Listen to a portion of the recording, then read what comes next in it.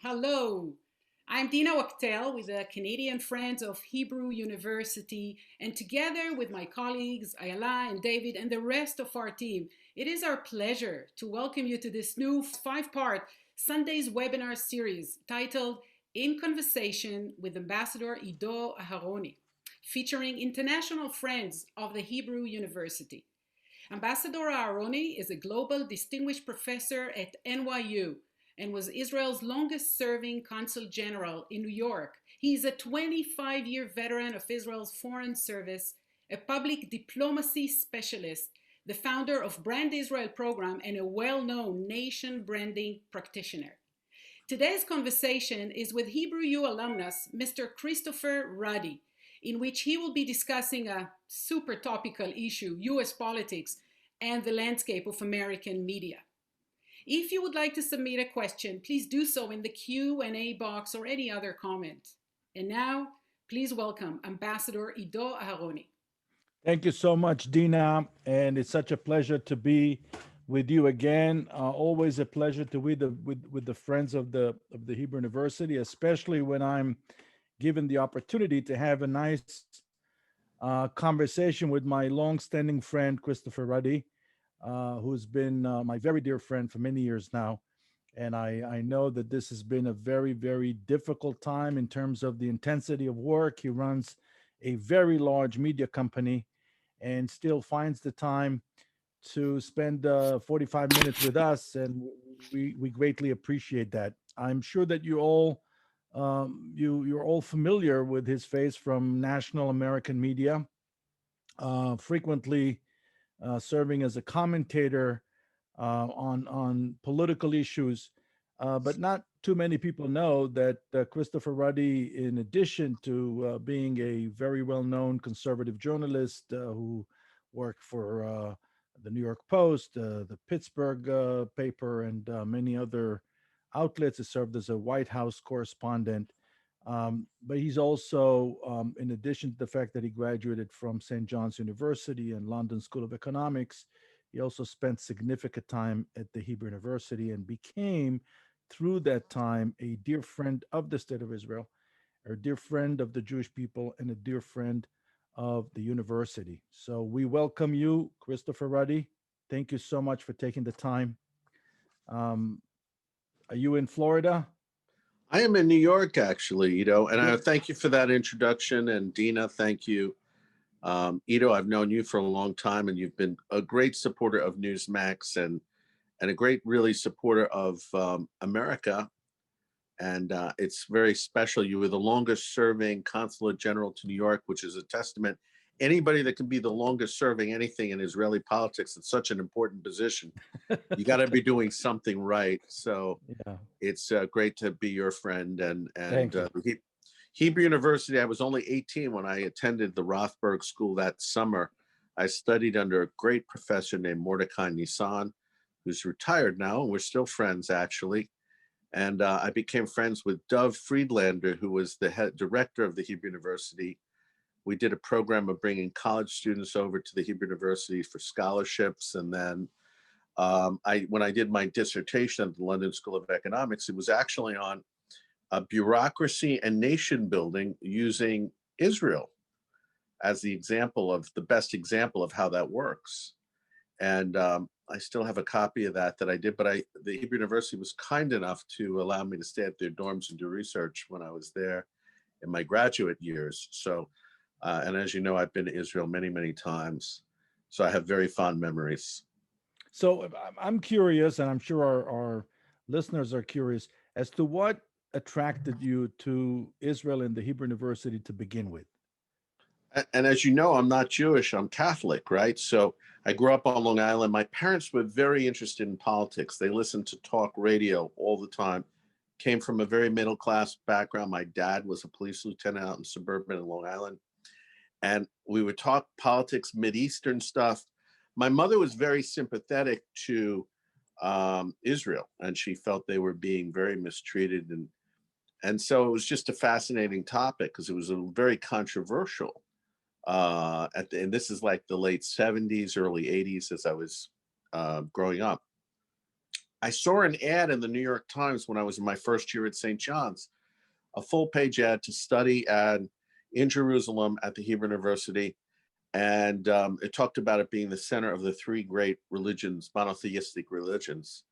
And I remember looking at it, I said, you know what? I'm just going to go to Israel for the summer and hang out. And I was 19, at 18 or 19, and I did that. And I had a ball and enjoyed it. And then I've been back many, many times. So that was sort of my interest. And then when I That's got there, I fell in love with the place and still greatly admire and respect the Israelis. And I must say, as someone who hosted you here a couple of years ago, you still have many, many friends in Israel. So you have a real network of people. And for our viewers to know, when Christopher Ruddy comes to Israel, everybody wants to see him. The Minister of Defense met with him, all the big shots in the Israeli government, and it had nothing to do with the fact that he had personal relationships with the President of the United States. But I think people appreciate his understanding of all the nuances of the American system. So before we jump into that, tell us a little bit about Newsmax, how you came up with the idea of establishing Newsmax, and where are we today with Newsmax? Well, that could take a couple hours, but suffice it to say, I went into journalism after grad school. I taught in the inner city. Actually, I was a teacher in the South Bronx, a bilingual teacher. And then I fell accidentally into journalism, did some articles that got the attention of Rupert Murdoch and Eric Brindell at the New York Post. I was hired in my mid 20s to be an investigative reporter. I covered the Clinton White House. I became known as an antagonist of the Clintons and very critical of them as a reporter, and became famous in some circles for my reporting. Was hired by Richard Scaife in Pittsburgh, one of the Mellons, to continue that reporting. So that's the 90s. And I started Newsmax. I saw Matt Drudge. I knew about Drudge before he was famous. He would link to a lot of my news articles in Pittsburgh. And I thought, wow, this guy, before the internet, if you wrote for a newspaper in Pittsburgh, nobody read your article unless you mailed it to a copy or you faxed it to them, which is a very difficult process, right? So now when I was going around the country, I saw hundreds, thousands of people reading my articles. And this was very transformative because the gatekeepers in media, the AP, New York Times, Washington Post, TV networks, their control over information was gone. And I thought, you know what? Why don't I just start this internet? Now, I didn't have a lot of money, but I raised a couple $100,000 the first year, and then went on to raise about $15 million. Then we turned a profit in 2001, and our digital media company, Newsmax.com, became very successful and profitable. And then in recent years, as you know, I saw the power of internet. We were one of the first to start an online TV channel called Newsmax TV. And it became so popular, we decided to take it and become a cable news channel, a full-fledged cable. When I started that in 2015 area, people said, you're not going to get on the cable systems. We're now on every major cable system. We're in close to 70 million homes. And we're really, I think some of the recent ratings show becoming a major force in cable news. And my idea about journalism is that I'm conservative, but I really don't think I need to push a conservative agenda. I like to give people both sides. And as long as I give them both sides, I think people will make informed decisions, and that's good for everybody. Yeah, And I I try think to keep Chris, that. I think we lost your video. If you can look at, Are oh, we here you, back? yeah, we're back. Yeah. All right. So obviously, these are intense days for you, I'm sure, as someone who runs a media empire. Um, let's talk a little bit about the polarization in the American political system. I'm in Jerusalem. In Israel, we have an interesting political system where everybody wants to be in the center. The dream of every political party in Israel is to be considered centrist. What happened in American politics and how that influenced the rest of the world? Well, I'm not sure I know all the answers to that. I would just say polarization. I think in the 90s, we saw a lot of these scandal stories. Justice Thomas, when he was up for nomination in the 90s, the Bill Clinton, Jennifer Flowers stories, Whitewater, and all of that. Gary Hart. And then Bush brought in 9/11, I think, a period of normalcy. There was, even though there was differences over the war, there was a lot of bipartisan legislation. I think Bush was one of the more bipartisan, and he worked with both Republicans and Democrats. Obama comes along. I believe that the polarization politically really starts with Obama, and he wanted a health bill. He didn't include really any Republicans. I think Arlen Specter sat in a couple of meetings. They didn't reach out. Where Bush, when he would do any legislation, prescription drug, or I think he did 3 stimulus, it was always bipartisan. Obama didn't want to hear it. He had a set idea of what he wanted to do. He didn't want a health bill that had Republicans. So he pushed them out in the Senate, and they pushed it through. That was the beginning. And then he did a stimulus bill that was almost $1 trillion. The Republicans at the time would have done a stimulus for about 500 billion. Obama said, no, I want to do 800 or 900 billion. And too bad, he cut them out. That was the end. Basically, there was no major legislation. There was a couple of little odds and ends that came out in the next 3 or 4 years. And there were no new budgets. Everything was continuing resolution. And Obama didn't want to work with the Republicans. Boehner, for his part, didn't want to work. I thought he was a terrible Speaker of the House. And so you ended up having lockjam. Trump came in, and I thought that he's comes from a background that's all Democratic, that he was going to try to work bipartisan. And I think his intent was to do that. But then he was attacked by people, and then he immediately went on the offensive. As you know, anytime you attack him, he's got to hit back according to his philosophy. So there's really been no end to the polarization that began in 2008 and 9. Yeah, so this is a very good overview of what happened in the last couple of decades. What do you think is going to happen next in terms of the process itself? So, the major news networks announced Biden as the president-elect. I don't know if Newsmax did or not, but last time I checked, you didn't. That's correct. Um, Yeah. so what's next? Well, let's just peel this onion, okay? The press is saying that, and everybody's saying we want to get along, we want to bring harmony. Joe Biden's going to bring harmony, but what do? We have an extremely close election. I mean, extremely close. I was just doing some numbers earlier. Nevada right now, it's a 3% vote difference. 30,000 votes separate the president and Joe Biden. In Arizona, it's less than 1%, 20,000 votes. Wisconsin's still in play, less than 1%, 20,000 votes. Pennsylvania is 40,000 votes, and it's a 0.5% of the total vote cast. And Georgia's 10,000 vote difference, which is 0.25%. Usually in states, 5% is a trigger for a recount, and it's considered close. These are very close races. So the president said, with the extraordinary number of mail-in ballots, we've never had this, that's tested the system, where you have 3 million ballots come in the state of Pennsylvania, for example, alone by mail.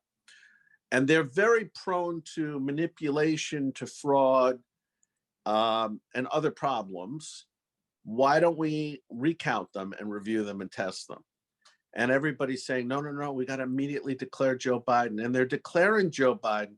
They have no legal authority to declare Joe Biden. They're projecting him the winner. And somehow that's the basis for his acceptance speech. I think the public should decide. It's only a matter of days and weeks for them to come to a certified process in all of the states I just mentioned. And then you don't look like you're stealing the election, which is, I'm not saying they are, but there's a certain set. Hillary Clinton, Ito, in August, gave an interview, and she said, if this election is close, Joe Biden should not concede under any circumstances. Under any circumstances. I mean, they're pretty powerful stuff. So all Donald Trump is looking at is a very close election. I think he would concede if he gets his review.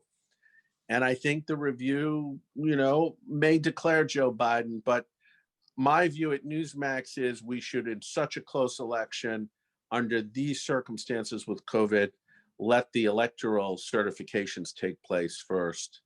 We don't need ABC and Fox News and others to declare the winner. So you think that it's a matter of weeks actually until you get the certifications from each state, assuming Well, there's no recount. also the candidate, like if let's say in Pennsylvania, there's still votes to be counted. They're always finding mysterious votes in Pennsylvania.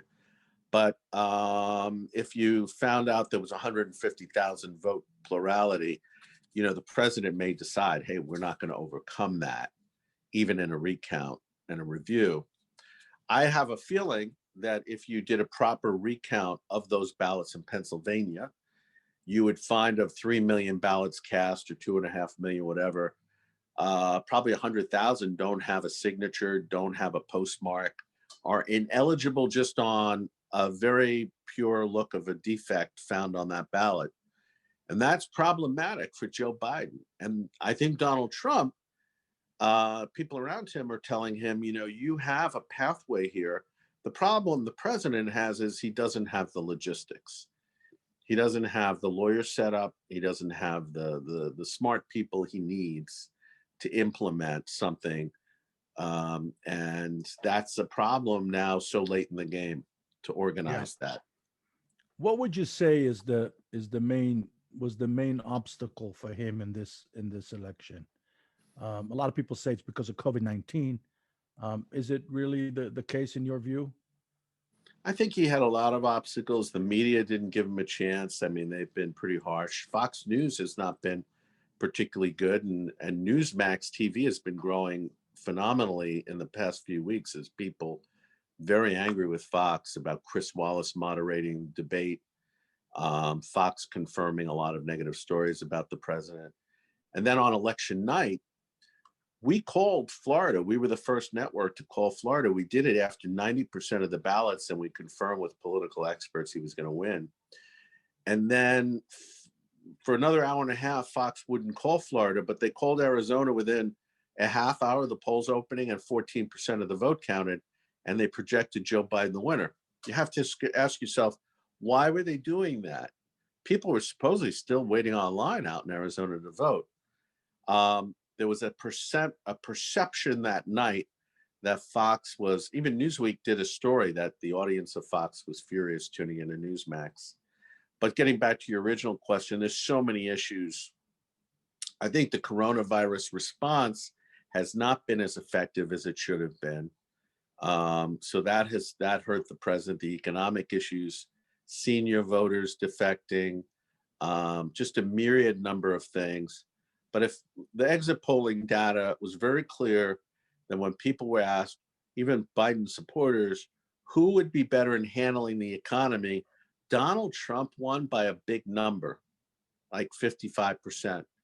That's usually the whole election right there, right? Remember Carville's famous line, "Is the economy stupid?"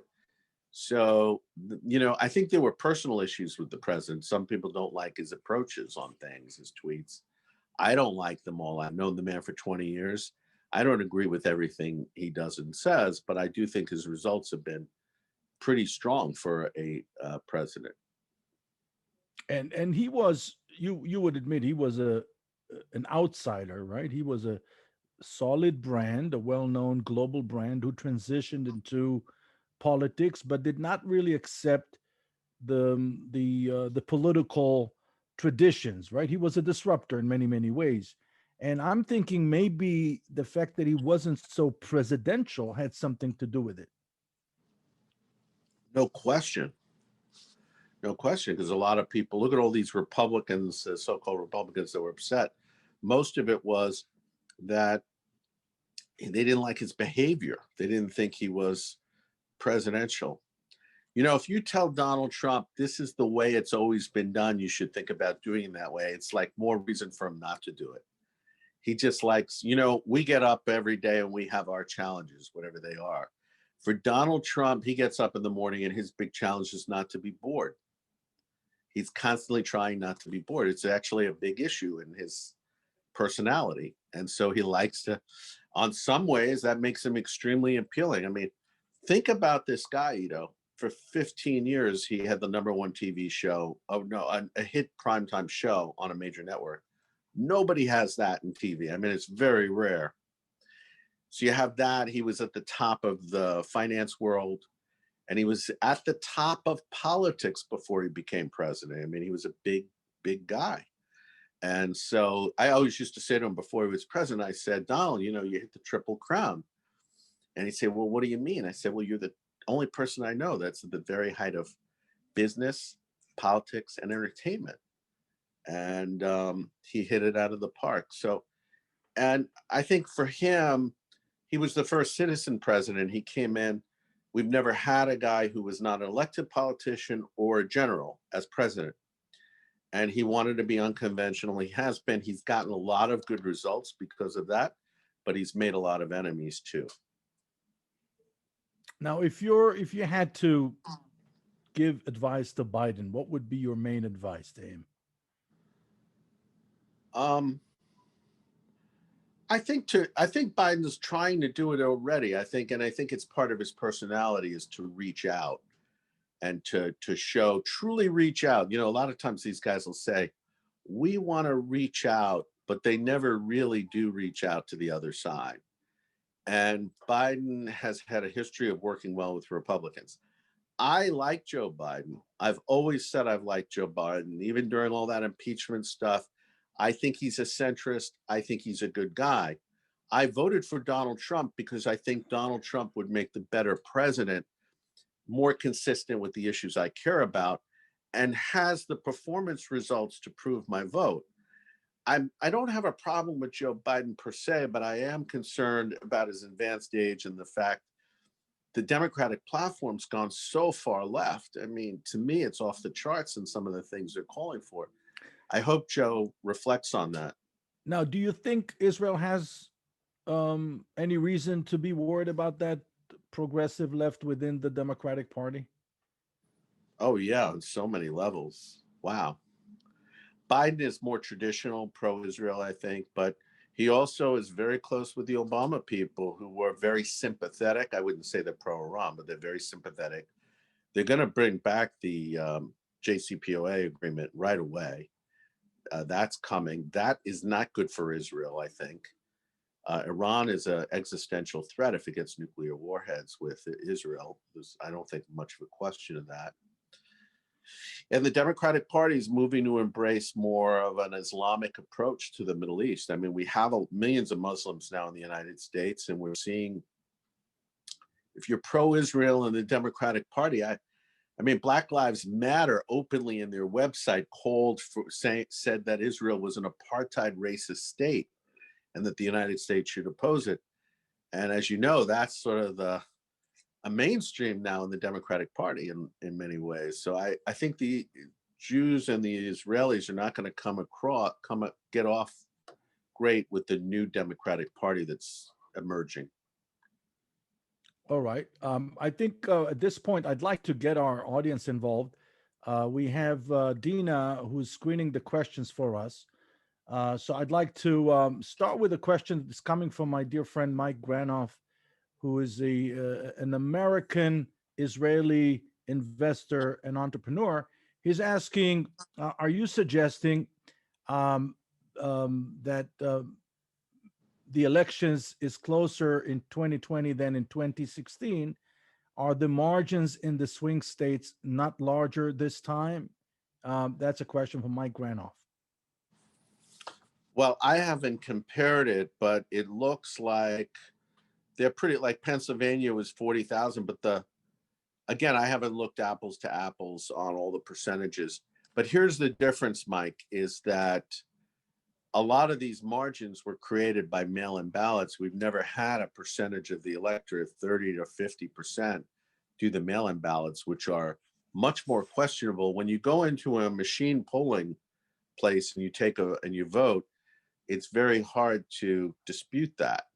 But if you mail in a ballot and you don't follow all the procedures, it's disputable. You can also have post office employees intercept ballots from certain areas. You can have people try to copy postal ballots or harvest the copies, go around the community asking people to fill it out. There's all sorts of things, licit or illicit.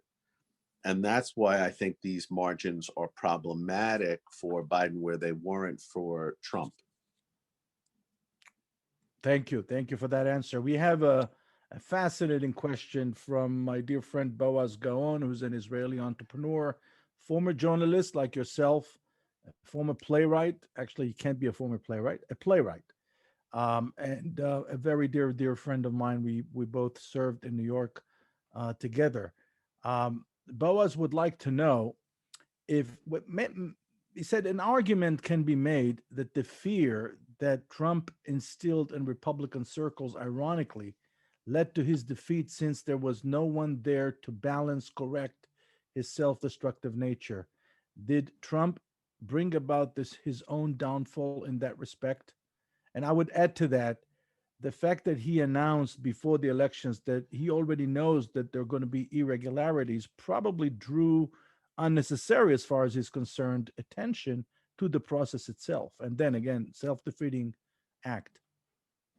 Well, I wouldn't go and jump to the conclusion he had a downfall. He's still president, and it was pretty close. You know, most polls had him at 10%, 8, 10%. I mean, that's another story. The media malpractice, the polling weighting was so off.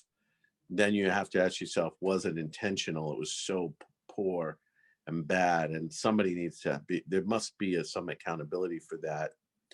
I think, you know, the way I look at it is people's greatest strength is often their greatest weakness. So Trump is an innovator, an entrepreneur, disruptor. Those type of guys and gals don't like to necessarily hear from other people. They see a path, they absorb information the way they like to absorb it, not necessarily a normal consultative process, and then they implement it. And look at how far Trump got in almost all his career paths in life. So for him, it worked. He even got the presidency doing that, ignoring the experts and everything else. I mean, think about the 16 election. He hardly had any money. So, but now we're all seeing the weakness to that. You don't have the people, you don't have the logistics now when you've got a legal fight and you didn't prepare, you don't have the preparations for it. And I think people, frankly, have been scared away a lot of great talent around the president that could have gone in the administration, that could have gone into his campaign, because he sort of does it his way. So again, you know, I just see it, it's his approach. I wouldn't necessarily say it leads to his downfall, but it does create problems. Yeah, and I would like to clarify. I see through the questions that some people, I think, somewhat misunderstood what you said. I believe, and correct me if I'm wrong, that what you said is that it's not that Newsmax has evidence that that there are irregularities in the ballots. Is that all you're saying is let's wait until all the states certify the official outcomes, right? Yeah, you know, there's supposed to be, and a lot of every state's different. We have, for the Israelis over there, we actually have 50 elections, not one. That's a big part of our problem here. Is that every system's different, different rules.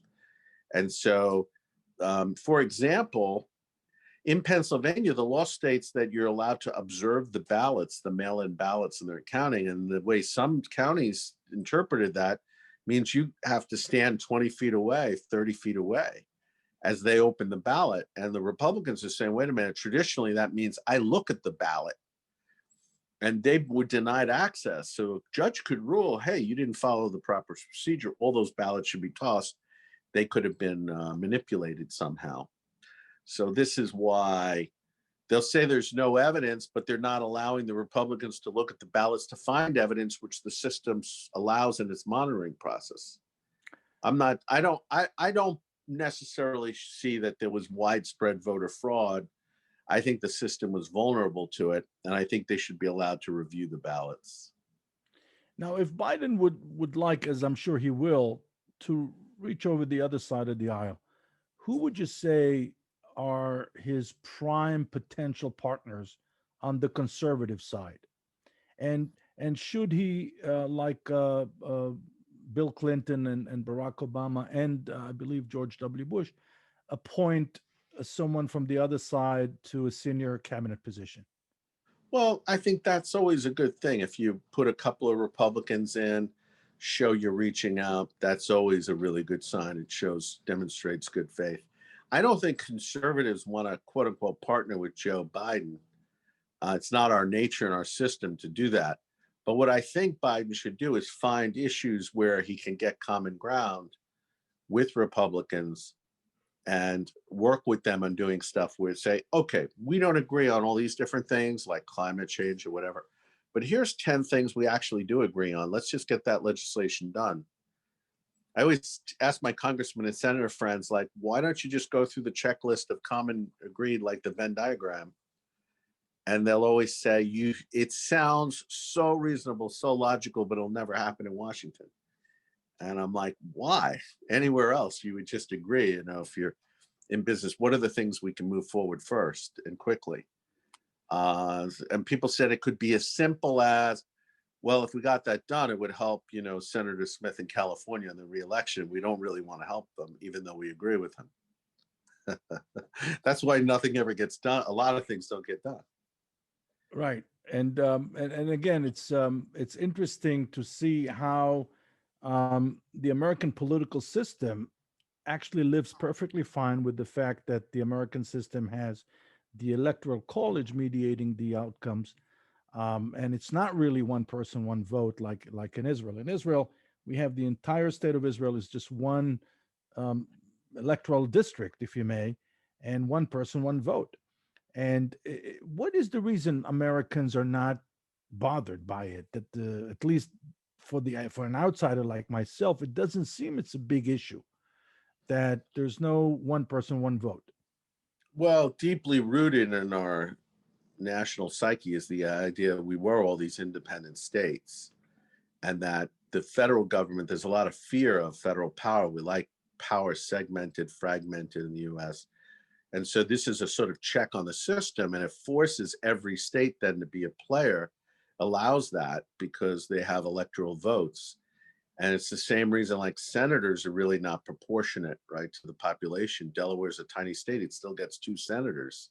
Is that fair? California is such a bigger state. But the founding fathers in their genius, I think, realized it's good to have these imbalances because they check authoritarian power. And I think there's a lot of people that fear it. So I personally think it's problematic with the Electoral College now because a president then isn't popularly elected. They don't have a strong mandate. It creates a problem from them for day one. As a Republican, I sort of like it because I think it's protective and it allows Republicans to be, because it's going to be difficult for Republicans to win the popular vote in years ahead. In fact, I think they haven't won. They only won once in the past 20 years. That was in 2004, and only by not many votes did they win the popular vote. So it's demographically tough, but it is better for the country if the president is popularly elected. Right. And do you see that um, Trump's election as something that is not in line with the demographics of the United States? A lot of people say the coalition of minorities is getting stronger. More and more Americans are moving to major urban centers. You have 40 million African Americans, you have the 55 million Latinos, you have 6 or 7 million Jews and Asians, about 11 million, and obviously the gay community is overlapping. Also, 6 or 7 million people that are actively participating in the gay community and its activities and so on. So a lot of people claim that this is the direction, and the fact that Trump was elected is some sort of an historical accident. Do you see that as well? I think the first time was a bit of a quirk, yeah, on a lot of levels. So that was done with the Electoral College. He lost by 3 million votes, 2% of the vote. The last election's very interesting, though. He was breaking a lot of those demographic barriers. So we know in the exit polls, he got about 12% of the African American vote. And the last time he only got 9. So that's a big increase for him. It wasn't as big as they thought it would be. And then he got 34% of the Hispanics, which is up from 29. Not as good as Bush did, which he got 44%. That's the biggest area for Republicans to gain votes is with Latino voters. Gay voters, interestingly enough, Trump got 35% of the vote among them. Where he really lost out was more of a cultural thing, suburban women, suburbs. He didn't do well in, so that's where he really got crushed. And seniors, he carried by much bigger margins, and that was down. But considering all of these things going on, he did better this time than he did last time in terms of popular vote count.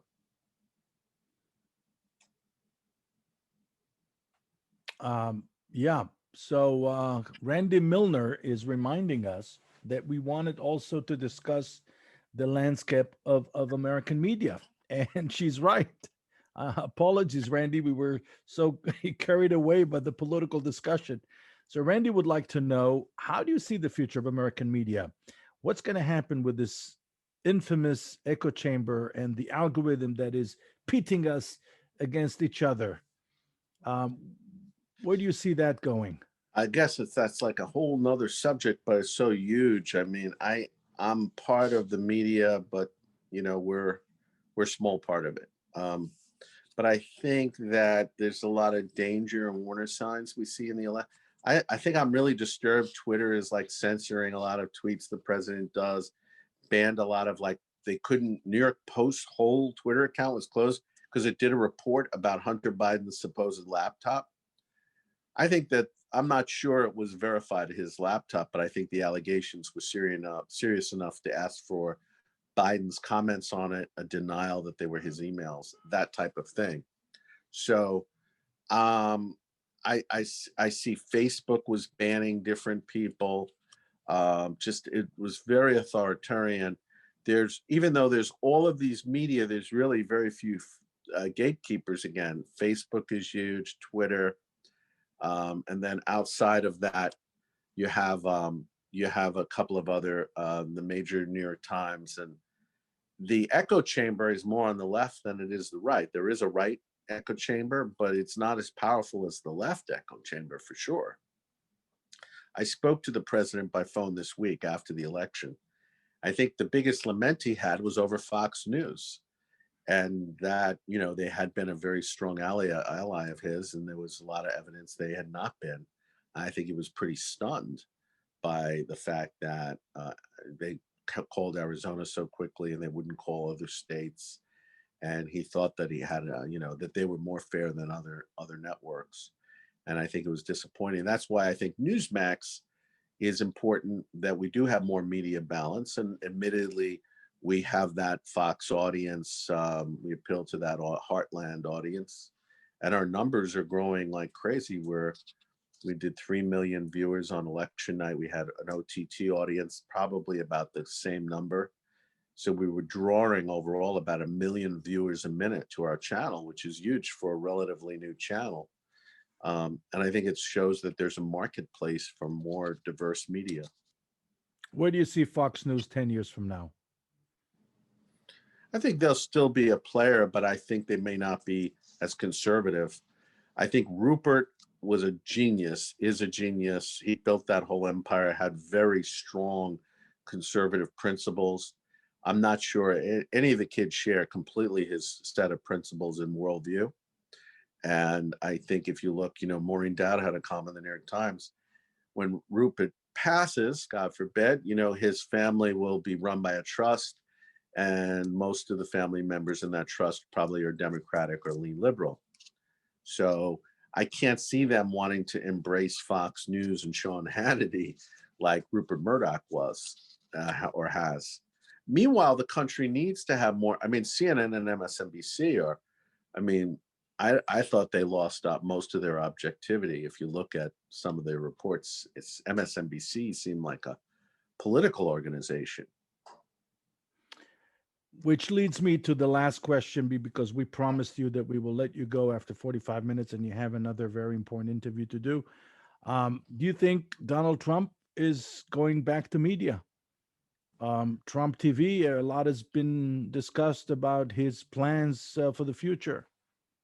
Well, Donald Trump is media. It's been his whole life. Like he loves it, right? So I think it's now the question as to how he does it. I think if he wanted to start a TV channel, it's very difficult. The cable operators would make it very difficult for him to get a channel. Then the question is, can he buy a channel? I think that's very difficult to do. There's obstacles to that as well. If I were him, I would just advise him to do what he's always done, which is just be out there in all the media platforms he can get on. And there'll be problems, but he'll still be a major political force. I would love for him to be on Newsmax TV more often when he's leaves the presidency. We're certainly never going to turn him away, and I think he's a voice and will remain a voice. But I'm not sure that the media likes to say he's going to start Trump TV or whatever. I'm not sure that's so clearly the case. Christopher Ruddy, thank you so much for this candid conversation. Thank you for your time. Thank you for your openness, for your willingness to discuss the most important things to you in your work with us, with the Friends of the Hebrew University. You have a great day, the rest of the weekend, and we hope to see you soon in person. I thank you. I hope to be over to Har Sofim soon and back on the old campus, and appreciate your time and your good work in supporting strong relations between our countries. Thank you so much, my dear friend. Bye bye. Thank you, Ido. And back to you, Dina. Thank you so much.